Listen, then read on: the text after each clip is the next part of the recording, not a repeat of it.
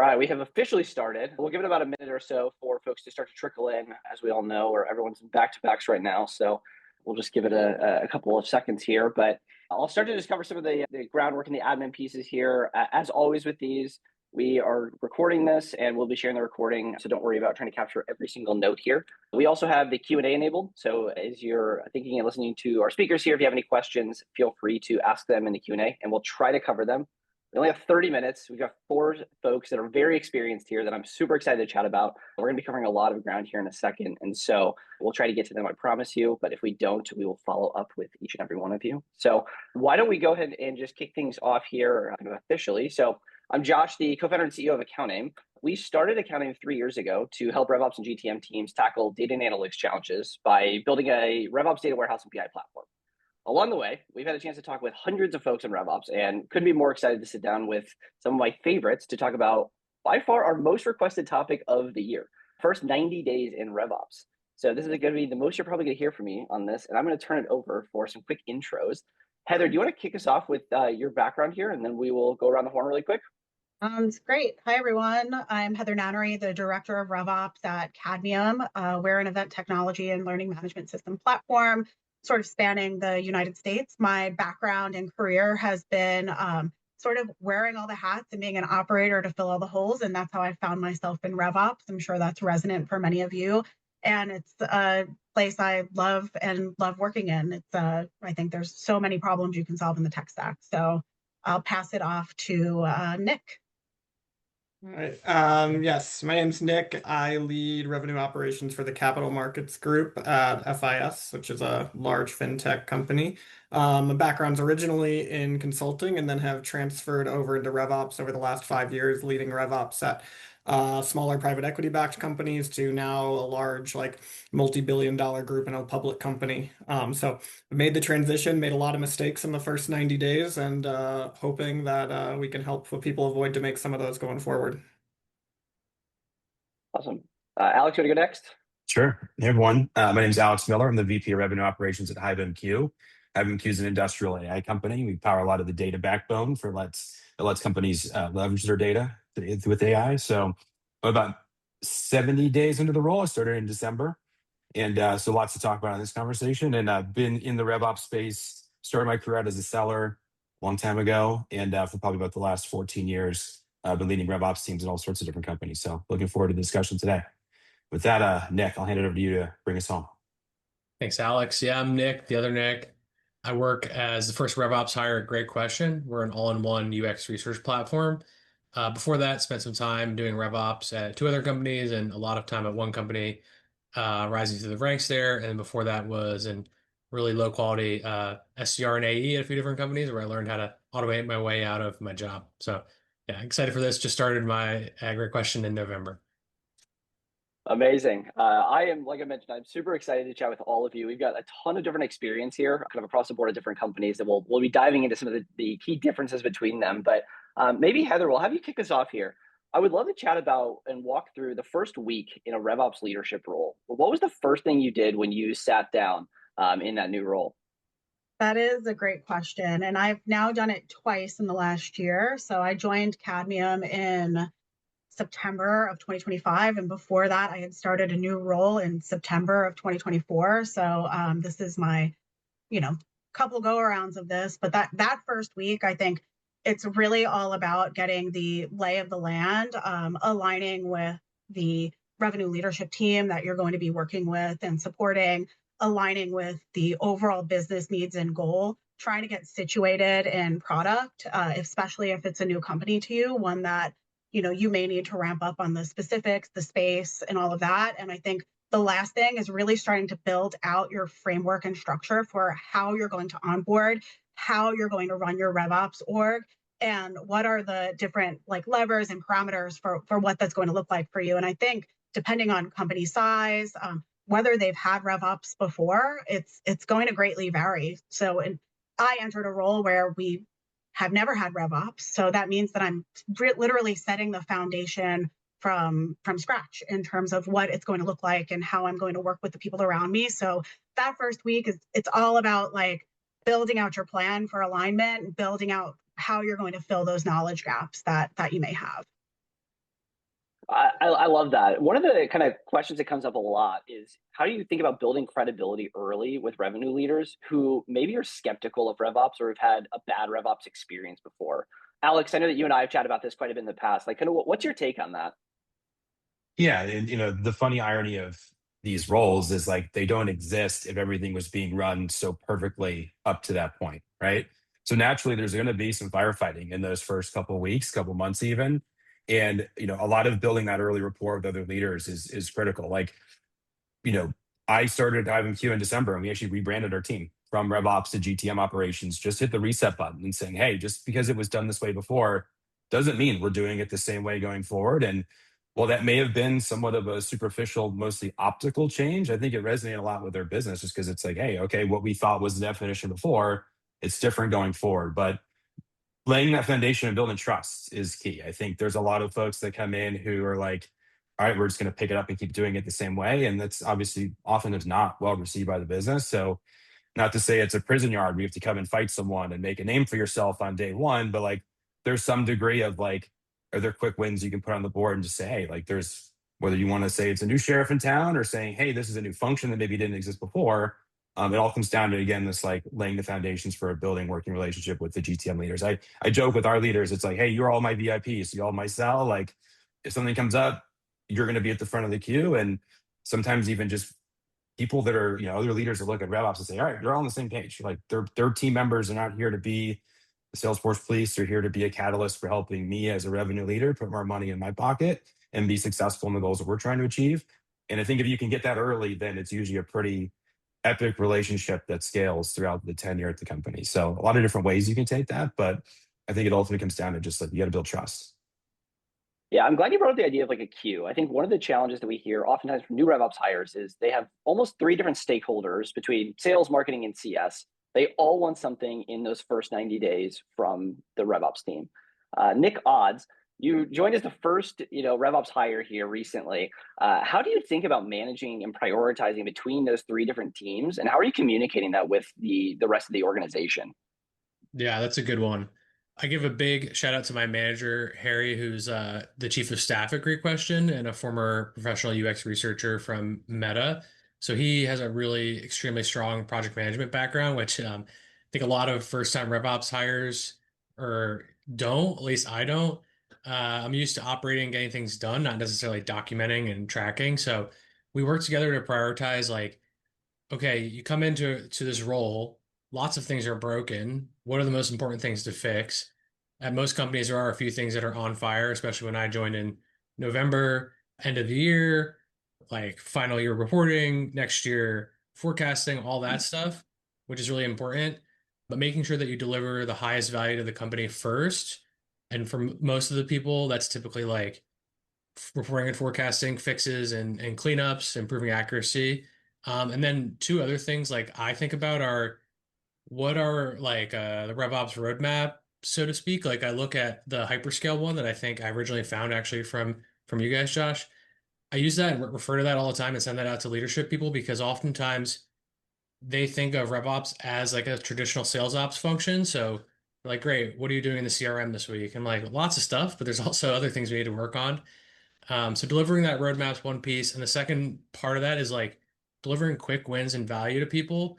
And I've done that at Great Question, at the previous roles at Velocity, and more frequently at a longer stint at Burlong by interviewing end users, so like AEs and BDRs, CSMs, semi-frequently to make sure that what it is that I'm working on as an ops person and being told by leadership to do actually resonates with like the on the ground people, sellers, CSMs, like they're the people that are actually creating and generating revenue and working on it. We're just clicking buttons and like making sure that what we're doing actually delivers value to them is a key thing that I try to remind myself because it's no point in making a spreadsheet for a spreadsheet's sake or a report for a report's sake.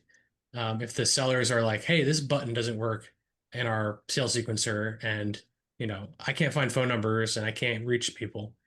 So No, I love that you brought up the idea of quick wins. I'm going to circle back to that in a second. But before we do, Nick Evans, one of the things I think that's a little bit different about your experience than most is just how big the RevOps team is over at FIS.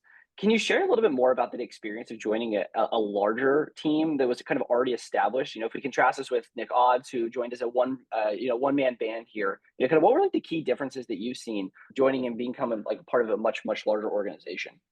Yeah, so I think a lot of kind of what Alex talked about holds true here. As you join in as a part of a larger organization, there's still a lot of people here who are used to how things were done in the past.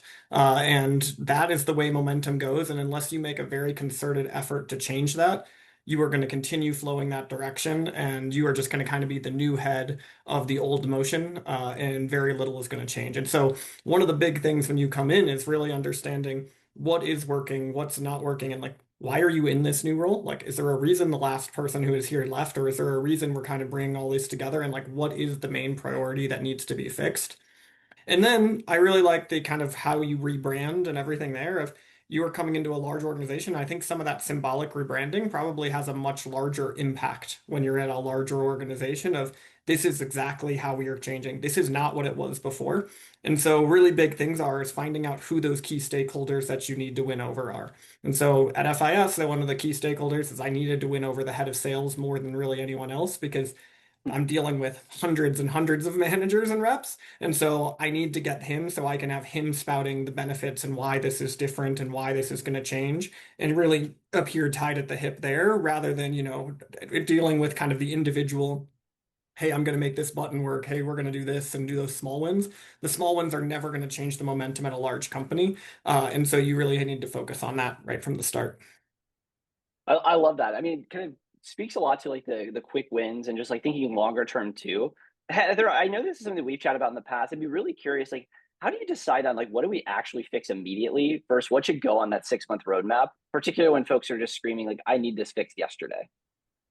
That's a really good question, and it was one I was thinking about as Nick Odds was talking, and I think it does boil down to just really assessing in place and prioritizing in place. So one of the things that I like to focus on is really, as I'm doing my tour of the business, understanding like where our reps and or marketing sinking and or our customer implementation team, where are they sinking the most time?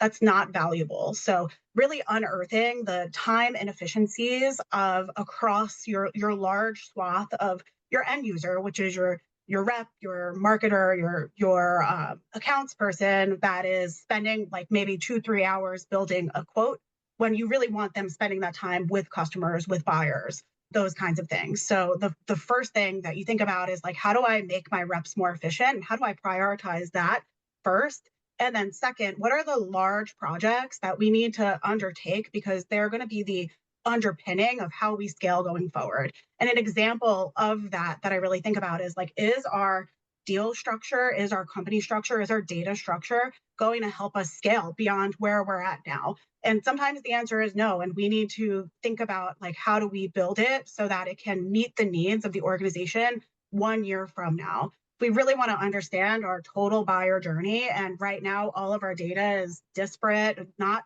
living in the same place, and also not serving us.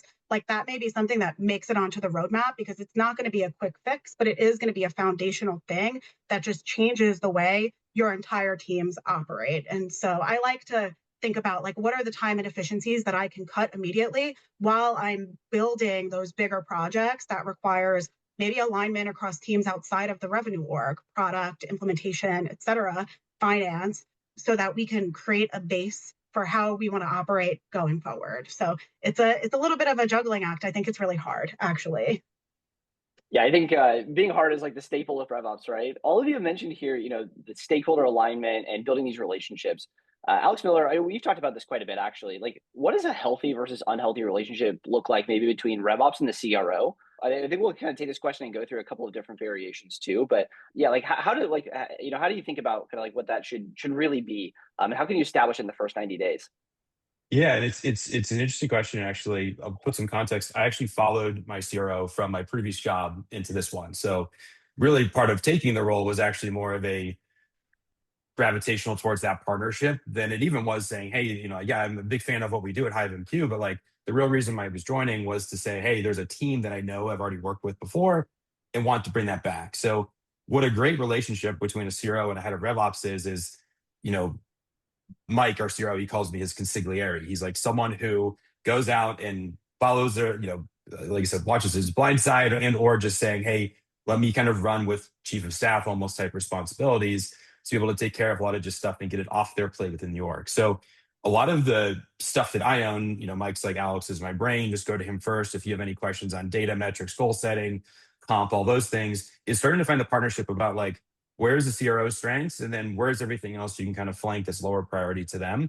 So, but I do think that I've also joined roles where I wasn't following a CRO, and just like any job, getting a trust with your manager is really the first priority of your 90 days. Like, yeah, you want to join and be able to understand what the company does, other people, but so much of that first 90 days is just figuring out how you work with your boss. So really what understanding what their priorities are is where everything should start, is to say, hey, manager, boss, CRO, whoever it might be, what are your priorities? And like, where can I help in support of those? I think like Heather said, we're always going to go find other things to do. There's going to be a million fires to put out. And I think you just have to fight like let me go find a bunch of quick wins versus aligning to the strategic initiatives in the business. Because, I think that's what separates like a great RevOps leader from a lot of folks who are just, Salesforce type admins is like, hey, they brought you in to be a strategic partner, especially the more senior you might be or the more senior you align to a leader within the org. And really understanding their priorities, I think, is the first start. And like, frankly, like I talked to my CRO Mike a lot about like what keeps you up at night outside of your priorities, and like where can we go tackle some of those things. And maybe some of those things aren't even traditional RevOps projects, but it's just like, how do we get alignment with another org better? And it's like, great, GTM ops, RevOps is actually, we joke, we're sometimes the nervous tissue of a lot of these orgs where, hey, let me help go be a conduit to finance. That's not a task on an Asana board, but like, let's strategically say that I'm going to help build this relationship with this other department, help be a conduit that way. So to summarize a long answer, it's like, you got to build trust. You got to understand how each other works. And the faster you can align to their priorities, the faster you're providing value to them, which is ultimately giving them a sigh of relief to saying, hey, the reason I brought so-and-so in, like, this is what they're delivering on. And they feel like they've got a partner versus just another report. Can I add Yeah, I one think thing on building that, trust. Josh? Please. So I love everything about that. And I think the one thing I just want to add is like what their priorities are. The number one thing I have found coming in is sometimes they don't know what their priorities are. If you ask what their priorities are, they're going to tell you, hey, keep doing the same. I need this dashboard. I need this. I need that. Where you really build the trust is when you come and say, this is what I think you need and make your job easier. And they 100%. suddenly see that and go, you're right. That is actually what I need. And that answers that question. So hear what their priorities are, but don't take it at face value. Take it to the next step of, okay, Yeah. I understand what's causing that and like what's going to go there. Like that's how you build trust really quickly. 100%. And I'd say too, like, a lot of revenue leaders are the first to admit, they're like, I'm not an ops person. Yeah. They're like, you tell me what I don't know. Sometimes it's like, you're the scientist, I'm the artist. Like, let's tell me what I don't have that other people do. And I think that's where we can, again, be great partners, is to say, hey, like, it's a fantastic point, Nick, but just to say, yeah, great ops teams have this, that their revenue leaders have. You don't have that. Let's work on delivering that. And maybe they're like, yeah, I never thought of that. And that's a huge win, especially the earlier on to do that is just like you're a trusted partner from day one when you start having those dialogue. Great point. I want to jump in too and say that I think something I've said to Josh before, and I've said in a lot of places, that I think, particularly in companies my size, Nick, Evans, you can speak to companies your size, but when you have a CRO and VPs of sales without strong RevOps, you have folks that are trying to do a lot, build strategy, often do direct line management, and it is the hardest job. I have a lot of respect for the folks that are in those roles, and it's high burnout because when you don't have a strategic partner, someone that's going to knock on your door and be like, you're not paying attention to this thing, and I need you to go and do that thing, it becomes really, really challenging, I think, for CROs and VPs of sales to lead without the visibility that RevOps can give and sort of that backup that we can give as well. I like the idea of being like a consigliere. That's like really funny. But I will throw out there, like, I think this is a hot topic on LinkedIn and something that I see folks debating all the time. I want to see more RevOps folks get more direct sales experience so that we can rise to the CRO seat. I think it's ours for the taking because we have the strategic insights, and why not us in a lot of ways. But you do need to get some on the ground chops, I think, of being in that direct customer facing role, which go get it. I think it's ours for the taking. I love that you brought that up, Heather. I think that it's one of the more common topics that we obviously talk about. We've got a boardroom RevOps podcast that's dedicated to helping folks kind of rise through the ranks. I'm curious if there's anything for the group in the first 90 days as you think about setting yourself up for like that future path to CRO. Is that something that you're conscious of early on? Are there things that you're doing in those early days to kind of get you on that path, or at least see it within the organization? Or is that something that like we'll tackle down the line a couple of years in after we've got through the bulk of the RevOps issues here that we hope to solve? I'll add one piece of color to that. I think like tying all the initiatives we do back to some sort of revenue lift. I mean, admittedly, like we are not people who are directly closing revenue, but we are the backbone for a lot of those teams that are. So I think, getting into a new org and saying, where can we move the needle on ultimate revenue? I think puts you at that table where you're talking about actual outputs across the org, much less building infrastructure. And I think too, there's a growing trend, needless to say, in the year 2026, where there's a lot going on with AI. And I think one of the things that we're trying to at least become at least the center of excellence in within our org is what many are calling GTM engineering, and actually being able to build some systems that ultimately kind of do become customer facing, even if it's not necessarily a traditional sales role. So not to say that I would advocate for everyone going out and trying to build their own RevOps automated workflows to go interact with customers. But I think in a right work structure, there are new ways that didn't exist even like a year ago, where RevOps can actually be part of that process versus being someone that exists largely in the shadows. I think maybe the outreach is not in my name, but it may be a workflow that we're automating and orchestrating behind the scenes that are ultimately leading to more bookings. And, even if it's just at the top of the funnel, like there are new ways that I think we could be creative to, again, be more in the revenue conversation as contributors versus just supporting members. No, I love that. And I think, obviously AI, the hottest topic that is kind of out there. I knew it was going to come up at some point. I think we made it 21 minutes in before we heard AI for the Sorry. first time. No, I'm glad. This is the perfect timing, because I think there's a lot on LinkedIn. There's a lot of conversations, a lot of webinars about, kind of the use cases for AI. I'm actually curious, like, has it changed how you think about onboarding in your first 90 days with what's available now? Nick Odds, maybe, kind of being in that role, kind of a little bit newer here, like, has it changed at all from like what you've seen? Yeah, so I'd say like a year ago, if you asked me about AI and RevOps, I would kind of smirk and be like, yeah, I'm sure people are using it to write their emails and do whatever. About a month or so ago, or a month and a half ago, Victor Sowers, who's my old manager, who's sort of in like the RevOps, you see him on LinkedIn, onboarded me into what he's called this like knowledge OS thing in Claude Code. It's totally transformed my daily workflow as a sort of first RevOps person. I'm in there every day, all day, essentially using it as an analyst for my job, right? So example use cases, I've of course connected all of our stuff in there, and I went in and pasted a linear ticket and like two HubSpot workflows and gave it some context and said, can you figure out why this is stamping wrong and recommend me what to do? And like in 5 minutes, it figured out something that would probably take manually like 2 or 3 hours of looking at workflows and inspecting things. All that is to say, I think like there's a lot of hype around these tools, but at the end of the day, I think the biggest and strongest use case RevOps people can think about for Claude Code, if you're on LinkedIn, that's the only main one you're probably seeing, is to think about it as an extension and a way to do things that you already know how to do faster. And that's been the biggest use case. And like what Alex was talking about, the GTME stuff, also extremely valuable. Even at the most basic sense, I think back to like 4 or 5 years ago, spending time in Google Sheets, like transforming and VLOOKUPing, like that's a thing of the past. You should be in there like making it do all that stuff. That's my opinion. But I think like the hype is real, but you do have to be careful of like ascribing this like super magical powers to it. Yeah, I think that we're seeing more and more RevOps teams just being able to self-serve generally. I would say no longer having to rely on engineers or other parts of the org, and just getting to those answers faster is something that we kind of see across the board. I want to kind of pull us out for a second here because we only have 5 minutes left, and there's kind of two questions that I want to end with here, and maybe we can kind of go around the horn on each of these. But I'm curious if there's a mistake that you made in the first 90 days, or something that you maybe would have done differently that you want to warn others about on how to avoid if they think about entering a new RevOps role themselves.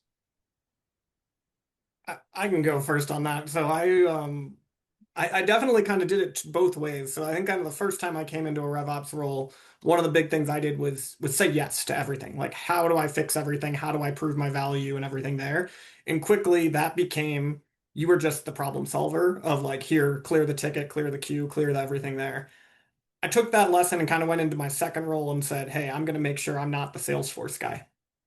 And I probably went a little too hard on the not being the Salesforce guy and, made it very clear I am not the Salesforce guy. I'm not going to do that, or I'm not going to do that. And I think that's really one of those big things that you just have to figure out the right way to be able to balance what are you doing and what is the team doing. So setting those priorities straight and really finding the way to balance how can I be helpful without going to the point of I am just the spot where every problem gets dumped and this is what I need to do. And that first 90 days is just so, so huge to make sure that you set the standard of what goes on there. And so be very aware, be helpful, and be, someone everybody likes, but you need to be able to have that firm boundary of, hey, this is not what we're doing, sort of thing. Nick Hodds, I see you going off mute. What mistakes should we be avoiding in the first 90 days? I totally agree with Nick Evans. I feel like one of those things you do have to do is avoid becoming, as I like to call it, the ticket jockey, like the person that just hammers out tickets. With that being said, I agree with that wholeheartedly. And I think like one of the biggest things I've been focusing on is the strategy. Sometimes though, there is like some things that have to be cleared, especially as a fresh new hire, and especially as the first RevOps hire, there is probably going to be a true backlog of actual hardcore classic RevOps work.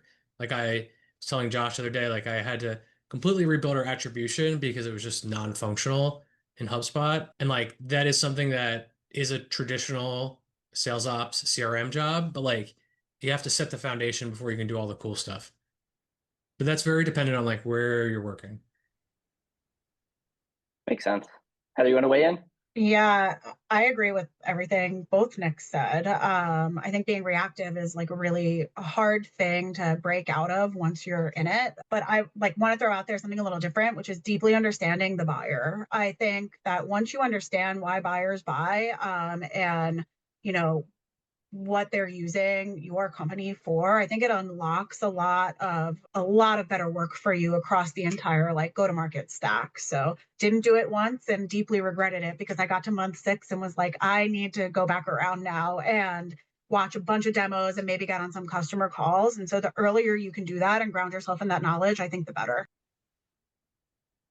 I love that. Alex, you want to round us out here? Yeah, just to kind of add to what everyone said, one thing that I've been guilty of this myself, and I also challenge any new hire onto my team, I always kind of give them this stern warning is like, you can't make it your way into your 90 days and then go back and start over again.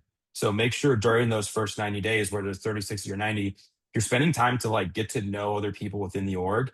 Like every part of a 30, 60, 90 plan is like, here's a bunch of people you got to meet with, do intros. My challenge is always take whatever is given to you and do 2x of it. There's a lot of people out in the org, they're very curious about what happens in RevOps or what's happening in GTM, and spend that time to build those relationships early on. Because what that provides you, kind of like what Heather said about customer facing stuff, the same thing happens with these internal conversations is it gives you context. So that then you can take what you've learned about the business, both internally and externally, apply that to project backlog, priorities, et cetera. But if you jump into projects, like the Nick said, you lose that context, or you don't spend the time to build that. And before you know it, you're so far underwater in tickets, they're like, I don't even know what our business does. And unfortunately, you look like an idiot 90 days in, and you're like, you've been here for 90 days. What have you been doing if you haven't been learning about our business? And you can't go back and redo that period. So again, fight the urge to jump right in. Still, there's still quick wins you can take down. Don't get me wrong, but like spend the time to build those relationships, do those intro calls, have people walk you through workflows. Tell me what kind of regular meeting currencies you run. Like learn that stuff in the first 90 days such that you can become a part of it. And ultimately then the work you're doing is aligned to these other things. And absent that, you can kind of tend to find yourself in just another silo, which is unfortunate, but it happens. So as we expected, we're not going to be able to get through every question here. We're almost at time. I want to do one last question, rapid fire, in a single sentence from each of you. What does success look like at the end of the 90 days? I'll go quick because I'm right off mute. People are like, hey, you've been here for only 90 days? Well done. Easy one. Either the Knicks? I'm just going to go, I think strong alignment with key stakeholders. If you have strong alignment and they trust you within 90 days, you're doing it right. I think you have a clear mission and you're going to go get after it. I love that. Nick Oz, you want to round us out? Yeah, last but not least, you've shown your value and people can't live without you, basically. Hopefully. I love that. Well, look, this has been incredibly insightful. Always a pleasure to chat with each and every one of you. So glad to do it here together. As I mentioned at the beginning here, we're going to be sharing the recording of this with everybody here. Thank you, everyone, for attending and joining. Couldn't thank you enough. And we'll let you get back to the fun of the day. So take care, everybody. Thanks again.